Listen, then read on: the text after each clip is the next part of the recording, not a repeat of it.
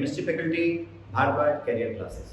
बच्चों, हमने basic concept पिछले टॉपिक में हमने किया था बेसिक कॉन्सेप्ट, और बेसिक कॉन्सेप्ट में मेरे से थोड़ा बहुत बच गया है, और वो जो बच गया है वो पार्ट है आयंस वाले पार्ट। हमने एटॉमिक फॉर्म और मॉलिक्यूलर फॉर्म हमने कर लिया था। आपको इजीली पता लग गया होगा कि किसको हम एटम कहेंगे, किसको मॉलिक्यूल कहेंगे, कौन सा एलिमेंट है, कौन सा कंपाउंड है, वो पता लग गया होगा। अब हम कर लेते हैं यहाँ पर जरा आयंस।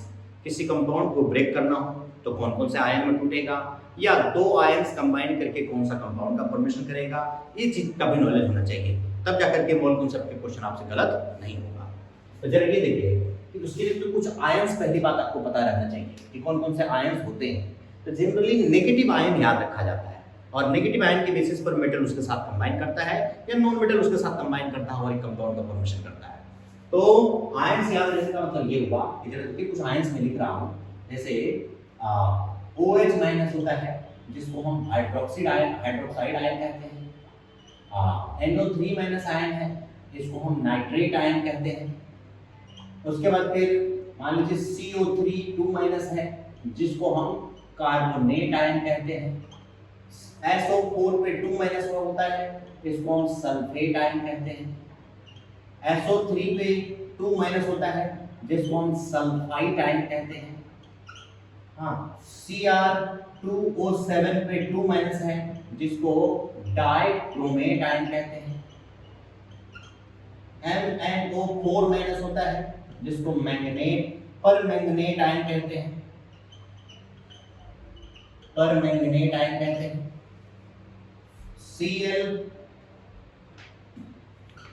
ClO4 माइनस होता है जिसको परक्लोरेट आयन कहते हैं।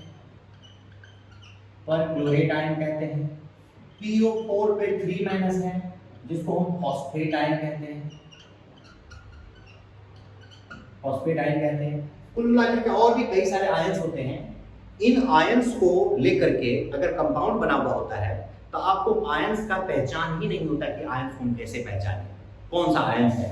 तो आपको ये सारे आयंस इंक्लूडिंग और भी बहुत सारे आयंस हैं, मैं और वीडियो में डिस्कस करूंगा, वो आयंस भी आपको याद रहने चाहिए और उसके बेसिस पर कंपाउंड आप फॉर्मेशन कर सकें। तब जरा ये देखिए इन आयंस को लेकर के अगर मान लीजिए MgSO4 अगर एक कंपाउंड है, ये एक आयनिक कंपाउंड है, ये अगर टूटेगा तो क्या क्या देगा। तो ये कंपाउंड को अगर ब्रेक करते हैं तो कैटायन अलग और एनायन अलग में टूटेगा। तो SO4 पहले आपको पता होना चाहिए कि SO4 जो होता है एक आयन होता है, तो ये अगर टूटेगा तो ये देगा Mg पे 2 पॉजिटिव प्लस SO4 पे 2 नेगेटिव। ये ऊपर 2 पॉजिटिव कैसे चार्ज हमने लिख लिया, हमने चार्ज लिखा है सल्फेट के चार्ज को देखते हुए। SO4 पर -2 चार्ज है, SO4 इसके अंदर जुड़ा हुआ, उस पर -2 चार्ज होगा। इसको न्यूट्रलाइज करने के लिए मेटल के ऊपर में पॉजिटिव चार्ज होना चाहिए उतना ही, ताकि दोनों कंपाउंड दोनों आयंस मिलकर के न्यूट्रल हो सके, इसलिए Mg पर +2 चार्ज होगा। अगर मान लीजिए AlCl3 होता है, ये कंपाउंड अगर टूटता है तो ये देता है Al और 3 Cl हुआ यहाँ पर। अब इसके चार्ज भी डालने होंगे, तो Cl जो होता है नेगेटिव आयन होता है, Cl पर -1 चार्ज होता है, जनरली सबको पता रहता है। तो Cl पर हो गया माइनस चार्ज और एक Cl पर -1 हुआ और आगे 3 लगा हुआ है, तो 3 Cl पर -3 चार्ज हुआ। इस -3 को न्यूट्रलाइज करने के लिए Al पर क्या चार्ज देना होगा ताकि न्यूट्रल हो जाए, Al पर +3 चार्ज देना होगा। कुल मिलाकर के AlCl3 टूटा इस पार्ट में Al3+ और 3Cl- में। अगर मान लीजिए Na3PO4 अगर ये कंपाउंड टूटता है तो ये कंपाउंड क्या देगा, Na3PO4 अगर टूटता है तो ये देगा, आपको पहले से पता होना चाहिए कि PO4 होल मिलाकर के एक आयन होता है। PO4 होल मिलाकर के एक आयन है जिसको हम क्या कहते हैं, फॉस्फेट आयन कहते हैं। ये फॉस्फेट आयन है, तो ये कंपाउंड अगर टूटेगा इसमें क्या देखिए Na कितना है, 3 है Na, और फॉस्फेट कितना है, 1 है, PO4 1 है।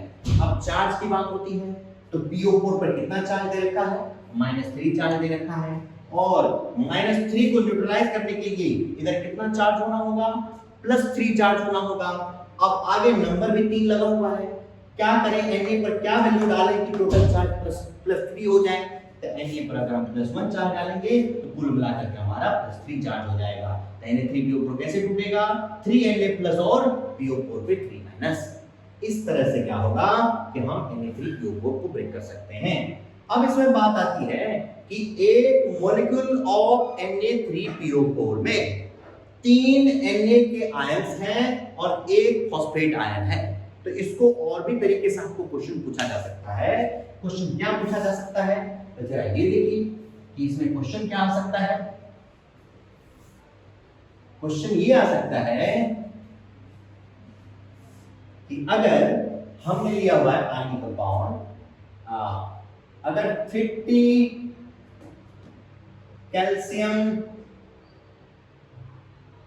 सल्फेट हमने मॉलिक्यूल लिया हुआ है, ये 50 कैल्शियम सल्फेट का मॉलिक्यूल हमने लिया हुआ है, 50 मॉलिक्यूल्स ऑफ कैल्शियम सल्फेट। इसमें पूछा जाएगा कि टोटल नंबर ऑफ आयंस कितने। तो सबसे पहली बात कि कैल्शियम सल्फेट को उसके कंस्टिट्यूएंट आयंस में आपको ब्रेक होना चाहिए, करने के लिए आना चाहिए। तो CaSO4 टूटेगा दो पार्ट में, ये देगा क्या Ca और SO4। SO4 पर क्या चार्ज है -2 और Ca पर क्या चार्ज होगा इसको न्यूट्रल करने के लिए +2, और ये दोनों आयंस हो गए Ca2O+ और SO4 2-। यानी कि एक कैल्शियम सल्फेट में एक Ca2+ आयन है, दूसरा SO4 2- आयन है। कुल मिलाकर के दो आयंस हुए एक मॉलिक्यूल में। 1 मॉलिक्यूल में 2 आयंस हुए, तो 50 मॉलिक्यूल में कितने आयंस हैं हम डायरेक्टली पता कर सकते हैं, इजीली पता कर सकते हैं कि 1 मॉलिक्यूल के अंदर में 2 आयंस हुआ, तो 50 मॉलिक्यूल्स में कितने आयंस हो गए, तो 2 × 50 which is equal to 100 ions हो गया। 100 टोटल आयंस हो गया, जिनमें कि 50 Ca2+ आयन है और 50 SO4 2- आयन है। इसी तरीके से अगर मान लीजिए अगर दूसरा क्वेश्चन होता है कि CaOH का होल ट्वाइस, अगर ये कंपाउंड है और इसके अगर 100 मॉलिक्यूल्स दे रखे हैं, 100 मॉलिक्यूल्स में आपसे पूछा जाए कि कितने आयंस बनेंगे, तो आपको मालूम है कि कैल्शियम हाइड्रोक्साइड को हमें कैसे तोड़ना है। तो कैल्शियम हाइड्रोक्साइड अगर टूटेगा दो पार्ट में, तो ये क्या कर देगा Ca पे 2 पॉजिटिव और 2 OH पे नेगेटिव। ये दो पार्ट में टूटा। अब दो पार्ट में टूटा तो एक कैल्शियम हाइड्रोक्साइड में कितने आयंस हैं, एक कैल्शियम के आयंस है और 2 हाइड्रोक्साइड आयंस है। तो टोटल नंबर ऑफ आयंस कितने हो गए, 3 हो गए। तो एक मॉलिक्यूल में 3 आयंस हो गए, तो 100 मॉलिक्यूल्स में कितने आयंस हैं हम इजीली कैलकुलेट कर सकते हैं। तो 300 आयंस हो गया। इसका मतलब क्या हो जाएगा, total number of ions in 100 molecules of calcium hydroxide, in 100 molecules of calcium hydroxide, ये हो गया क्या 100 × 3 which is equal to 300। आपसे ऐसा भी पूछा जा सकता है कि बताओ कि 100 मॉलिक्यूल में हाइड्रोक्साइड आयन कितने हैं। तो आपको पता है कि एक मॉलिक्यूल में 2 हाइड्रोक्साइड आयन है, तो 100 मॉलिक्यूल में कितने हाइड्रोक्साइड आयन होंगे, तो वह पता कर सकते हैं। तो एक मॉलिक्यूल में 2 आयन है, तो 100 मॉलिक्यूल्स में कितने आयंस हैं, ये हम लिख सकते हैं easily. Here number of calcium Ca2+ ions is equal to 100 × 1 which is equal to 100। Why 100 × 1?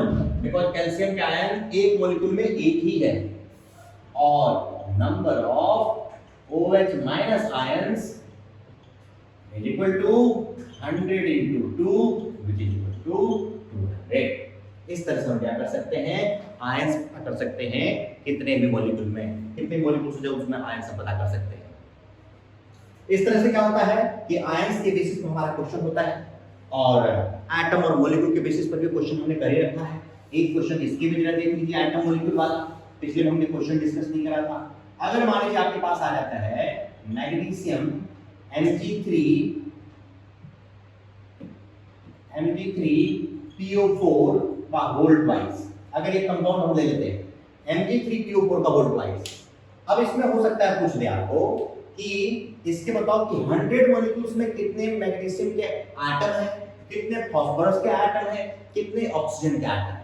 तो सबसे पहली बात इसको क्लियर करके तोड़ने के लिए आना चाहिए कि 1 मॉलिक्यूल ऑफ Mg3PO4 के अंदर Mg3PO4 का होल्ड वाइज में कितने मैग्नीशियम के एटम है, कितने फास्फोरस के हैं, कितने ऑक्सीजन के, वो लिखना होगा।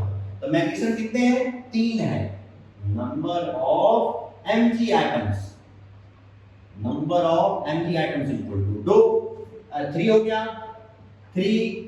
फिर number of phosphorus atom, P atoms will be equal to, हो गया 2, बिकॉज 2 से मल्टीप्लाई होगा ये 2 बन जाए 2। और number of oxygen atoms will be equal to, ये हो गया 4, तो O4 है, आगे होल 2 लग रहा है, तो 4 into 2 8 हो गया। इस तरह से ये इंडिविजुअल एटम हुआ। और अब आपको क्वेश्चन क्या पूछ देगा कि इसके मॉलिक्यूल दे देगा कितना। अगर मान लीजिए ये 100 मॉलिक्यूल दे दिया तो 100 मॉलिक्यूल में पूछ लेगा मैग्नीशियम का एटम कितना है, फास्फोरस का एटम कितना है, ऑक्सीजन का एटम कितना है, टोटल नंबर ऑफ एटम कितना है। इस तरह के क्वेश्चन पूछे जा सकते हैं। तो क्या बनेगा यहाँ पर, अगर हम ले लेते हैं कुछ भी एटम ले लेते हैं, कुछ मॉलिक्यूल्स अगर ले लेते हैं हम और उसमें पता करते हैं। अगर दे दिया आपको 500 molecules of Mg3PO4 whole twice, Mg3PO4 whole twice में number of Mg atoms is equal to what? Number of phosphorus atoms is equal to what? Number of oxygen atoms is equal to what? And total number of atoms is equal to what? Total number of atoms is equal to what? इन चारों question का answer देंगे आपको। तो इन चारों question का answer में क्या होगा, क्या आपको मालूम है कि एक मॉलिक्यूल में 3 मैग्नीशियम का एटम है, तो 500 मॉलिक्यूल में मैग्नीशियम के एटम कितने होंगे? एक में 3 है तो 500 के अंदर, तो क्या हो जाएगा ये 500 into 3। उसी तरह से फास्फोरस का एटम, एक मॉलिक्यूल में 2 फास्फोरस के एटम है, तो 500 में कितना, 500 into 2। एक मॉलिक्यूल में 8 ऑक्सीजन का एटम है, तो 500 में कितना, 500 into 8। और टोटल नंबर ऑफ एटम्स कितना हुआ, 3, और फास्फोरस के 2 5, और ऑक्सीजन के कितने 8, और मैग्नीशियम की जो है 3 11, और फास्फोरस के 2 13, यानी कि 13 एटम्स टोटल है हमारा।